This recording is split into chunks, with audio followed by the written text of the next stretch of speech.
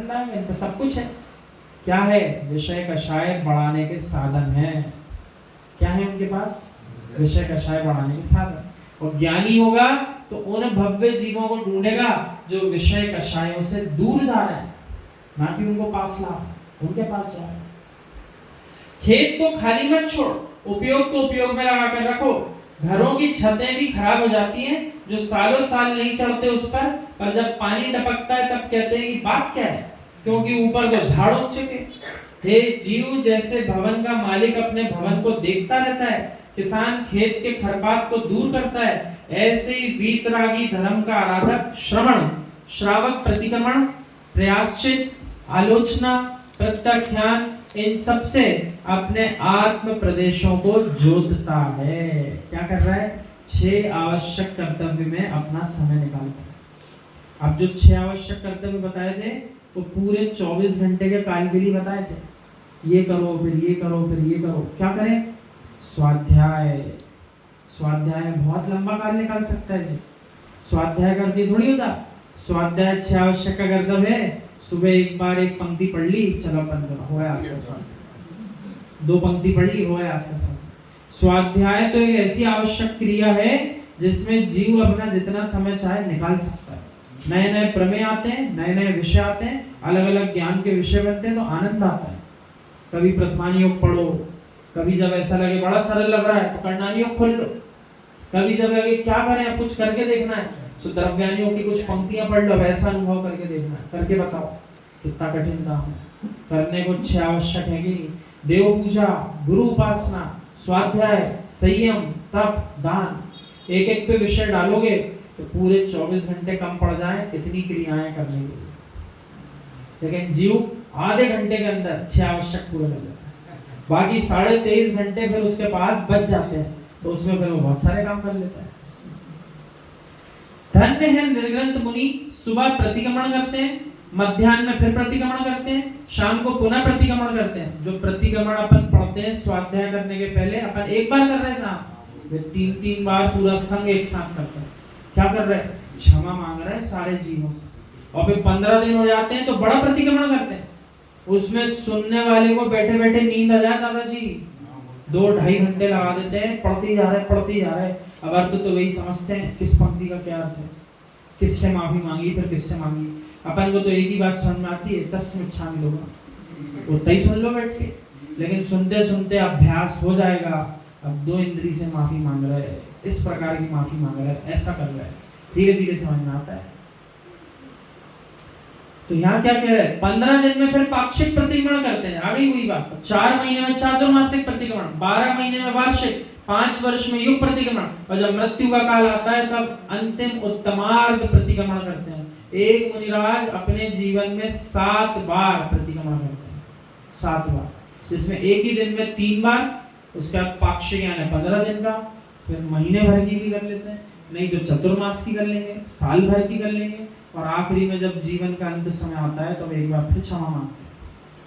अभी हमारे पास वो वीडियो आया, हम आज आने के पहले निहार रहे थे।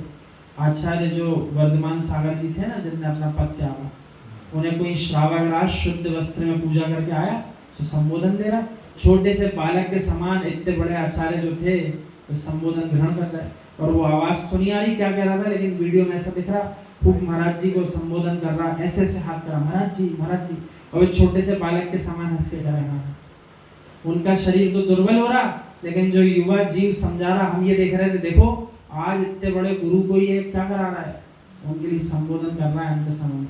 इसके लिए भी जब ये काल आएगा इसको भी कोई संबोधन करा देगा। हम उस युवा जीव को नहीं आ रहे, वो युवा समझदार था जो अपना समय तो निकाला उसने। तो ऐसे ही अपन सबको करना है, एक दूसरे के लिए मेहनत करना पड़ेगी, तो अपने लिए कोई मेहनत करवाएगा। अपन ने किसी के लिए मेहनत नहीं करी तो फिर अपेक्षा नहीं रखना कि कोई हमारी मदद करने भी आएगा। अंग्रेजी में कहावत है, God help those who help themselves. भगवान उन्हीं की मदद करता है जो खुद की मदद करना जानते हैं। ऐसी अंग्रेजी की कहावत है। इसका अर्थ हुआ, अपन ऐसे लगाओ, अपन जब तक दूसरे भगवानों की मदद नहीं करेंगे, दूसरे भगवान अपनी मदद नहीं करेंगे।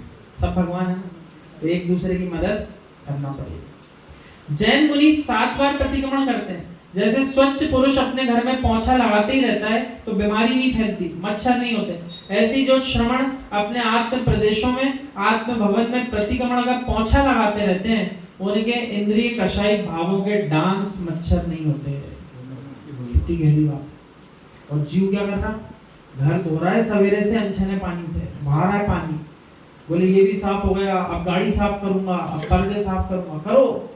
लेकिन जिसको साफ करने के लिए मनुष्य पर्याय मिली थी, उससे तो एक बार भी धूल नहीं झाड़ी। किससे? आत्मा से। और कहां की धूल झाड़ी, ना जाने कहां की झाड़ी, और समय बचा तो गली मोहल्ले के नदी नालियां भी साफ करवा डाली। अभी बरसात में कराना है सब साफ करा दिया, पूरा नगर साफ करा दिया, एक एक कचड़ा बीन लिया, झाड़ू लगा दी। लेकिन जहाँ की झाड़ू लगाना थी हर दिन, वहां आज तक कभी झाड़ू लगाने का भाव नहीं आया। वो कौन सी जगह थी? अपनी आत्मा भवन में। ऐसा कह रहा है शास्त्र। आत्म भवन में झाड़ू लगाते तो मोक्ष चले जाते। आज तक नहीं लगा, इसलिए यहाँ बैठे हैं अपन सब। पहले ही लगा ली होती तो यहाँ बैठे ना मिलते, पर अब सुन के अब समझ जाए अपन, अब लगा लें तो आगे बैठे नहीं मिलेंगे, और जो अभी भी नहीं लगाएंगे उन्हें फिर इकट्ठा होना पड़ेगा, उन्हें फिर इकट्ठा होना पड़ेगा। दैवसिक प्रतिक्रमण, दिन भर में कोई दोष हुआ हो तो शाम को करते हैं। रात्रिक प्रतिक्रमण, रात्रि में दोष लगा हो तो सुबह माफी मांग रहे हैं। ईर्यापतिक प्रतिक्रमण, आहार चर्या के बाद करते हैं। आहार को गए थे, चर्या को गए थे, शुद्धि आदि की, किसी प्रकार से हरित कायिक आदि जीवों की विराधना हुई हो तो तस्य मिच्छामि में दुक्कडम। ये 3 प्रतिक्रमण हुए। दिन भर की गलतियों की क्षमा शाम को, शाम से लेकर के रात्रि भर की गलतियों की क्षमा सवेरे, और दिन में जो क्रियाएं कर रहे हैं, आहार आदि जाना, विहार करना आदि आदि, ईर्यापत, तो ईर्यापत में जो दोष लगे उसकी दोपहर की समय के पहले प्रतिक्रमण। ऐसे 3 बार तो क्षमा एक ही दिन में मांग लेते हैं। ऐसा हर समय प्रक्षालन करते रहते हैं, तब भी कोई भूल की गंध छुपी रह जाए तो मृत्यु की अंतिम श्वास भरने के पहले सच्चा वितरागी श्रवण अपने गुरु के पादमूल में विराजमान होकर के उत्तमार्ध प्रतिक्रमण करता है।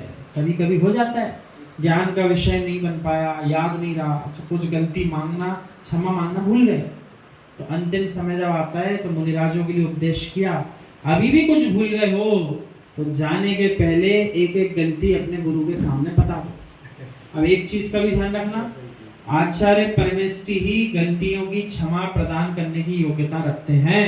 कोई आपसे आकर के पूछा, बोले भैया ऐसी ऐसी गलती हुई, क्या करें? आपने तुरंत उपाय बता दिया, 2 माला फेर लो सब ठीक हो जाएगा। आपने कौन से ग्रंथ से पढ़ के बताया 2 माला फेर लो सब ठीक हो जाएगा?